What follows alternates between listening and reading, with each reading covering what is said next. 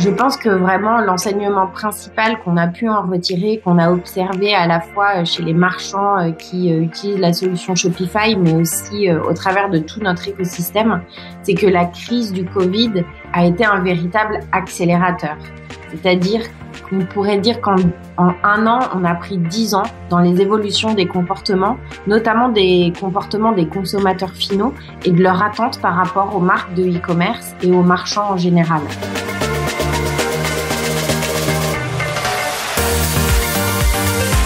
Bienvenue sur les voies du e-commerce, le podcast pour accélérer sa stratégie e-commerce et retail. Le temps de ces épisodes, nous disséquerons les expériences de commerçants, sociétés et startups qui ont franchi le pas de la digitalisation, que ce soit en amont ou bien en réaction à la crise sanitaire. Je suis Claire Delez, coordinatrice éditoriale de Paris Retail Week, le salon qui réunit la communauté du e-commerce et du commerce connecté, qui se déroulera en septembre 2022 à Porte de Versailles.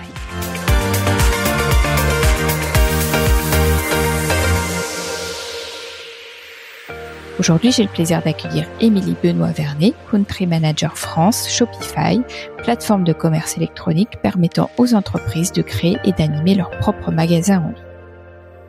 Au cours de cette émission, Émilie présentera son entreprise et ses missions. Elle vous dira quels grands enseignements retenir de la crise du Covid, vous dévoilera les grandes tendances ayant émergé dans l'univers du retail et les entreprises inspirantes. Enfin, elle vous donnera de précieux conseils pour faire vous aussi le grand saut dans l'univers du e-commerce.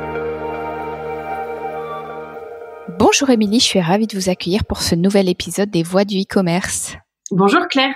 Alors Émilie, est-ce que vous pouvez nous décrire rapidement votre société, mais aussi les produits et services commercialisés et nous parler également de vos missions?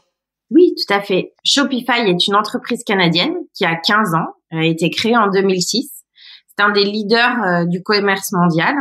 Grâce à Shopify, n'importe quelle marque ou individu peut lancer, gérer et développer son activité en ligne.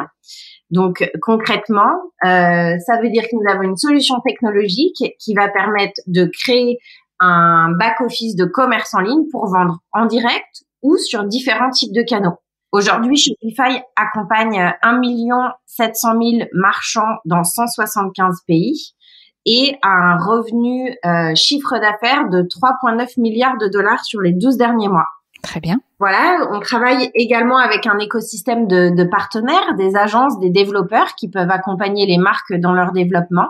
Et il y a un App Store de Shopify qui réunit plus de 7000 applications qui vont permettre aux marchands d'aller chercher des fonctionnalités pour personnaliser l'expérience qu'ils proposent à leurs clients. Et en ce qui concerne notamment vos missions au sein de Shopify? Alors moi, personnellement, ça fait 3 ans que je travaille chez Shopify. En 2018, Shopify a monté une équipe dédiée au marché français pour répondre aux attentes des e-commerçants français et les accompagner dans leur développement. Moi et mon équipe, c'est ce que nous avons accompli ces 3 dernières années, fédérer un écosystème et apporter des solutions vraiment en ligne avec les besoins des e-commerçants français en termes d'expédition, de paiement et de fonctionnalités. Shopify en France, c'est une augmentation du nombre de boutiques en ligne utilisant la solution de 61% en 2020, avec un fort effet pendant la pandémie, puisque entre mars et avril, on a constaté une augmentation du nombre de boutiques en ligne sur Shopify de 82%. Pourquoi? Puisque Shopify étant une solution facile à appréhender et clé en main, elle permettait à des personnes dont l'activité commerciale physique était interrompue par le confinement de maintenir un sursaut d'activité en ligne. Émilie, vous parlez à l'instant du confinement. La crise du Covid a considérablement impacté le secteur du e-commerce. Quels grands enseignements en avez-vous retirés?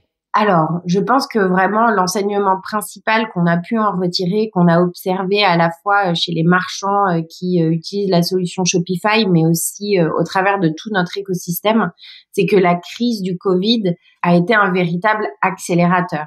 C'est-à-dire qu'on pourrait dire qu'en un an, on a pris 10 ans dans les évolutions des comportements, notamment des comportements des consommateurs finaux et de leur attente par rapport aux marques de e-commerce et aux marchands en général. Et vous avez aussi détecté plusieurs grandes tendances dans l'univers du retail. Elles ont émergé en 2021 et peut-être qu'elles perdureront sans doute dans le temps. Vous allez nous en parler. Est-ce que vous pouvez nous en parler et nous donner des exemples d'entreprises inspirantes? Oui, tout à fait. Je ne sais pas si toutes ces tendances ont émergé au moment du Covid, mais en tout cas, elles ont pris une autre dimension au moment du Covid. Par exemple, une des premières tendances, c'est ce qu'on va appeler le phygital, c'est-à-dire la fusion du monde physique avec le monde digital. Quelles sont les attentes aujourd'hui des consommateurs par rapport à un magasin physique? Pendant plusieurs mois, ils n'ont pas pu y accéder et ils ont néanmoins eu une expérience d'achat en ligne. Cela dit, ils restent très attachés au magasin physique, mais peut-être pour quelque chose de plus expérientiel, peut-être pour une autre relation à la marque. C'est des choses qu'on a vraiment observées. Par exemple, des marques qui commencent en ligne, ce qu'on va appeler ces digital native brands, qui vont ensuite ouvrir un point de vente physique, soit en pop-up, soit de manière plus pérenne. Je pense notamment à la formidable entreprise qui s'appelle 900.care, qui propose des produits d'hygiène et beauté rechargeables et éco-responsables. Eux, ils ont un système de distribution de vente en ligne, et ils ont ouvert un magasin à la gare Montparnasse près du quai Grande Ligne, un magasin dans lequel ils proposent aux clients de découvrir l'univers de leur marque et aussi leur engagement et leurs valeurs. Et ce qui est particulièrement intéressant, je trouve, là-dedans, c'est que ça permet à la marque d'avoir du retour des clients. Ça permet aussi à la marque de regarder un petit peu ses KPIs ou ses métriques d'une autre façon. Le fondateur de 900care m'a confié que dans leur boutique physique, ils avaient un taux de conversion de 80%, ce qui est bien supérieur à ce qu'on trouve sur la majorité des sites e-commerce. Pourquoi ? Parce que dans la boutique physique, ils pouvaient faire de la pédagogie sur leur marque et ils faisaient des visiteurs de véritables ambassadeurs par la suite. Donc en fait, c'est quelque chose de différent, c'est complémentaire pour la marque et ça permet aussi de toucher une autre clientèle et d'aller mesurer un petit peu son impact ou sa zone de chalandise, la confronter à de nouvelles personnes. Donc finalement, même pour les DNVB, la boutique physique reste quelque chose de complémentaire à la vente en ligne. C'est très intéressant, Émilie. Vous avez également constaté une évolution des canaux de vente. Comment est-ce que cela s'est-il matérialisé? Est-ce que vous avez des exemples aussi à nous donner? Oui, alors cette évolution des canaux de vente, on le sait, ça fait déjà plusieurs années que la vente ou l'impact des réseaux sociaux sur les stratégies d'acquisition des marques, c'est quand même déjà bien dans l'air du temps. Mais la pandémie, elle a vraiment montré que les consommateurs et notamment les jeunes consommateurs, par exemple 54% des jeunes consommateurs, donc ceux qu'on va qualifier de millennials, achètent chez des marques indépendantes qu'ils ont découvertes via les médias sociaux. Donc, très clairement, le réseau social devient une vitrine et un endroit où la marque a besoin d'être si elle souhaite acquérir une nouvelle clientèle. 28% des consommateurs plus jeunes, des millennials, déclarent avoir même acheté via les réseaux sociaux. Du coup, aujourd'hui, c'est vraiment essentiel pour une marque de capitaliser sur ces vitrines que peuvent représenter TikTok ou Instagram ou Facebook pour aller à la rencontre d'une audience.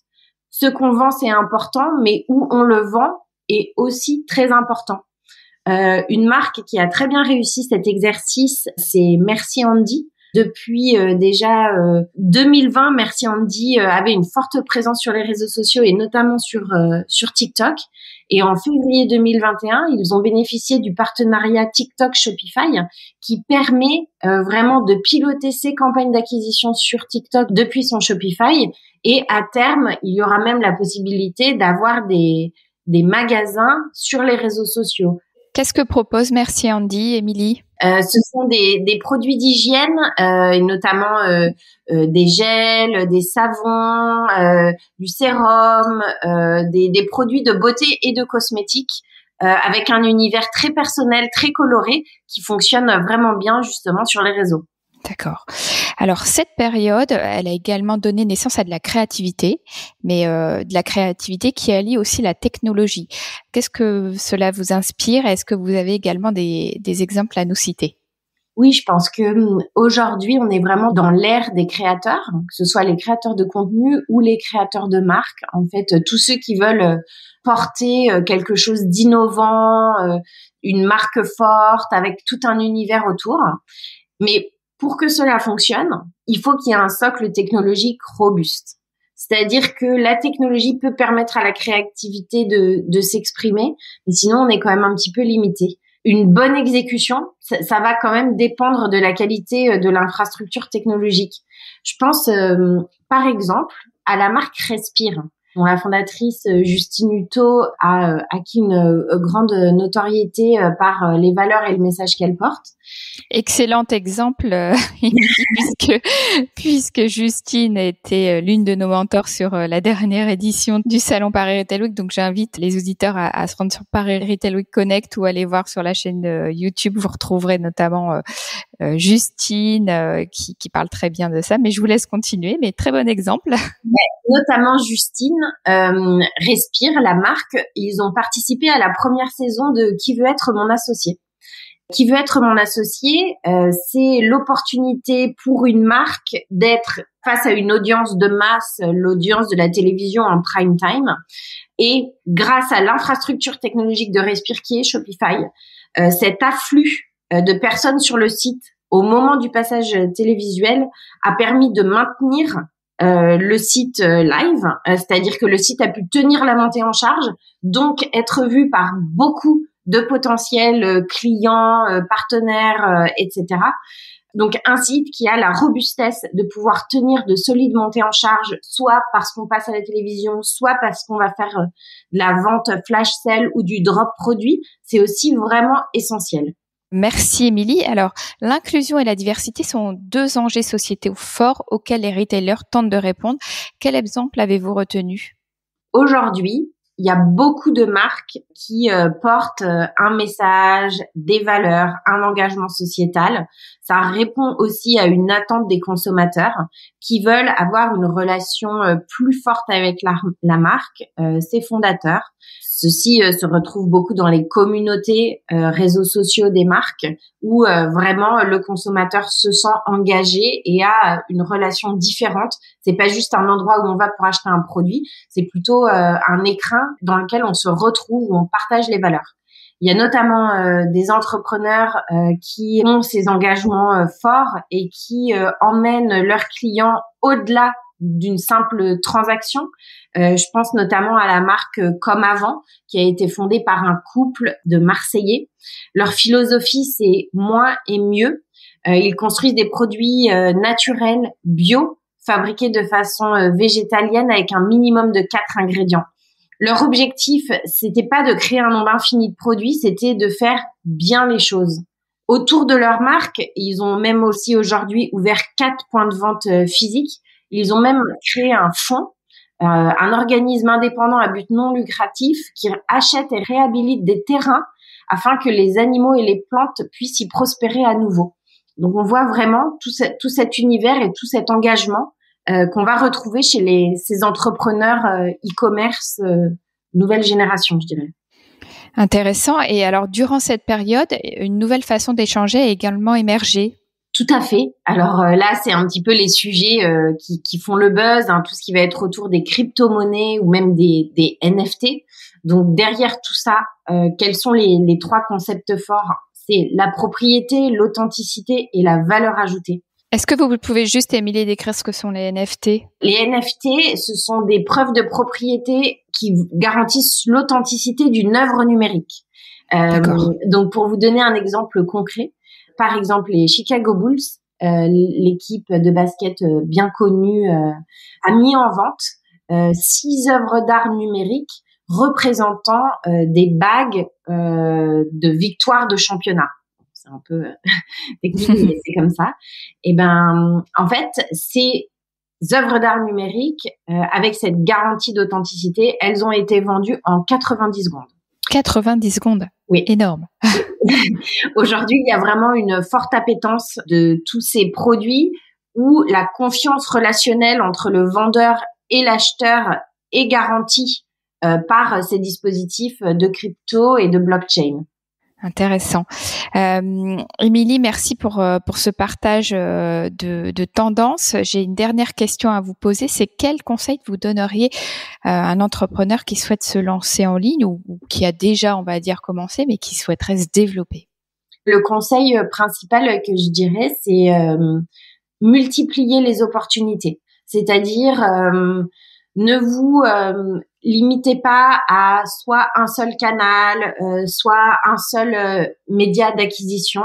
Dites-vous, il faut que j'aille à la rencontre de ma clientèle là où elle se trouve et probablement là où elle ne se trouve pas encore. C'est-à-dire que aller chercher des nouveaux clients, faire connaître sa marque, utiliser de façon agile la technologie qui permet aujourd'hui de faire des choses assez incroyables. Les gens se sentent bridés, mais en fait, le champ des possibles est assez illimité. Activer des nouveaux canaux, aller faire de la publicité en ligne et du marketing digital sur différents supports, c'est possible. C'est possible notamment grâce à Shopify, puisque de par l'interface Shopify, vous allez pouvoir activer à la fois le marketing, la vente sur de nombreux canaux, même des expériences de vente en physique via des pop-up ou des magasins. Vous pourrez reconsolider vos catalogues produits dans votre back-office commerce. Un petit peu, c'est si Internet était une ville, Shopify serait l'infrastructure commerce. Moi, mon conseil pour les entrepreneurs, c'est l'infrastructure, elle existe. Elle est facile à appréhender au niveau technique. Donc, lancez-vous, ne vous bridez pas. Très bien, mais merci beaucoup Émilie pour ce partage de conseils, de tendances très intéressantes qu'on a pu découvrir aujourd'hui. J'ai été ravie d'échanger avec vous. Moi aussi Claire, merci beaucoup pour l'invitation.